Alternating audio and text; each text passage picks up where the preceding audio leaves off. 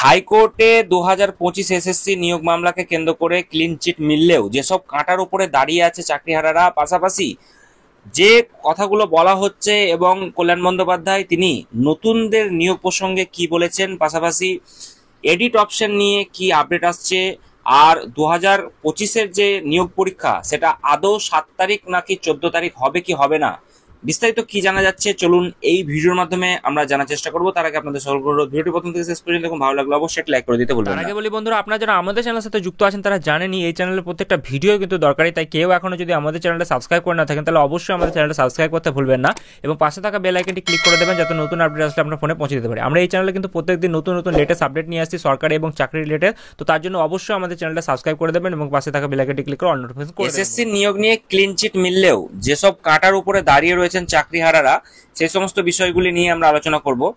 তো হাইকোর্টে সব জট কেটে গিয়েছে স্কুল সার্ভিস কমিশন, নতুন নিয়োগ প্রক্রিয়ায় আর কোনো বাধা নেই এমনটা কিন্তু বলছে। তো 2025-এ তৈরি করা এসএসসি রুলকে মান্যতা দিয়েছে কলকাতা হাইকোর্ট।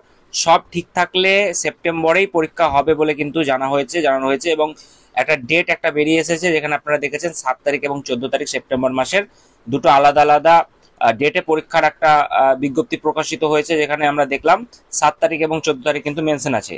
যদিও এখনো পর্যন্ত যা খবর তাতে এসএসসি সূত্র থেকে যেটা জানানো হচ্ছে, খরচ কমাতে তারা একটাই পরীক্ষা গ্রহণ করার পক্ষপাতী, অর্থাৎ দুটো ডেটে পরীক্ষা না নিয়ে তারা একটা ডেটেই পরীক্ষা নেওয়ার কিন্তু পরিপন্থী করার চেষ্টা করছে। কারণ তারা যেটা জানাচ্ছে, দুটো পরীক্ষা আলাদা আলাদা ডেটে নিতে গেলে একটা বিরাট হিউজ টাকা পয়সা খরচের ব্যাপার থাকছে, সেমনটা কিন্তু বলা হচ্ছে ইন্টারনাল ব্যাপারে। এবং দেখা যাক আগামী দিনে অফিসিয়ালি তারা কিভাবে কি ডিসক্লোজ করছে এক্সাম ডেটের ব্যাপারে। তবে আপাতত পক্ষে যেটা জানানো হচ্ছে তাতে সেপ্টেম্বর মাসেই কিন্তু পরীক্ষা ফার্স্ট উইক বা সেকেন্ড উইকের মধ্যেই কিন্তু কমপ্লিট হয়ে যাবে ইতিমধ্যেই। তো যাই হোক, নতুন রুলে এমন অনেক বিষয় আছে যার জেরে এবার পরীক্ষাতেই বসতে পারছেন না অনেকেই, যারা যোগ্য চাকরি প্রার্থী রয়েছে তারা, চাকরিহারা। তো চালের ফাঁকে যে চালের কাকড় থাকে, সেই চালের কাকড়ে মিশে যাওয়া যোগ্য অযোগ্য সবার চাকরি বাতিল করেছিল সুপ্রিম কোর্ট।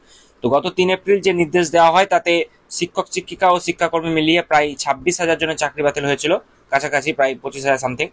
এর মধ্যে শিক্ষক শিক্ষিকা নিয়োগের যে প্রক্রিয়া রয়েছে সেটা কিন্তু শুরু হয়েছে ইতিমধ্যে, বিজ্ঞপ্তি প্রকাশ করেছে এসএসসি। সেই বিজ্ঞপ্তিকে চ্যালেঞ্জ করে দেখলাম আমরা আদালতে কিন্তু এসএসসি কে যেতে, এবং সেখানে দেখলাম আমরা ক্লিন চিট পেতে।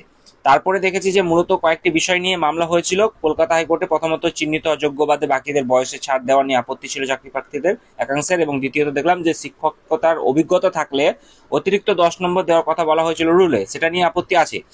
তো সুপ্রিম কোর্টের অর্ডারে স্পষ্ট বলা আছে যে চিহ্নিত অযোগ্য বাদে বাকিদের বয়সে ছাড় দিতে হবে, এসএসসি বিজ্ঞপ্তিতে সেটা স্পষ্টভাবে লেখা আছে। অন্যদের অতিরিক্ত 10 নম্বর দেওয়ার ক্ষেত্রেও হাইকোর্টে কোনো আপত্তি জানায়নি। তো মূলত 16 প্যানেলে ওয়েটিং লিস্টে থাকা প্রার্থীরা দাবি করছিলেন যে তারা ওই 10 নম্বর থেকে বঞ্চিত হবেন। তবে রাজ্য তথা এসএসসি যুক্ত ছিল যে যুক্তি, যেটা আমরা দেখলাম যে তাদের কোনো চাকরিতেই অভিজ্ঞতার দাম দেওয়া হয়, এবং সেক্ষেত্রে যে কারণেই 10 নম্বর দেওয়ার কথা বলা হয়েছে সরকার, এবং সেক্ষেত্রে আর সেই রুলকে মান্যতা দিয়েছে হাইকোর্ট। তো এই কথোপকথন আমরা দেখেছি অলরেডি। তো চিহ্নিত অযোগ্যদের সুযোগ বাতিল হয়েছে ইতিমধ্যেই। অন্যদিকে মামলায় হাইকোর্টের রায়ে নিয়োগের সুযোগ থেকে বঞ্চিত হয়েছে চিহ্নিত অযোগ্যরা।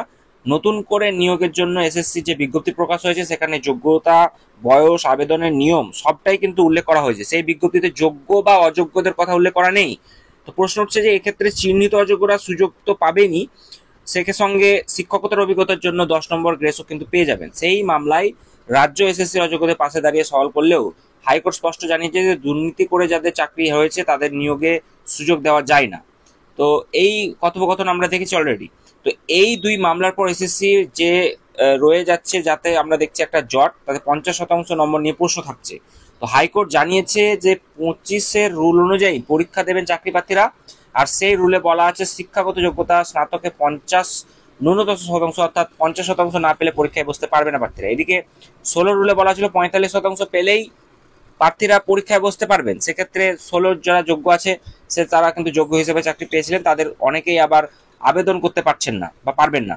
তো যারা 2016 রুল অনুযায়ী 46 বা 47% নম্বর পেয়ে চাকরিতে যোগ দিয়েছিলেন তাদের ক্ষেত্রে এবার বাধা থাকবে, অর্থাৎ যোগ্যতাতেই আটকে যেতে পারেন চাকরিহারা যোগ্যরা।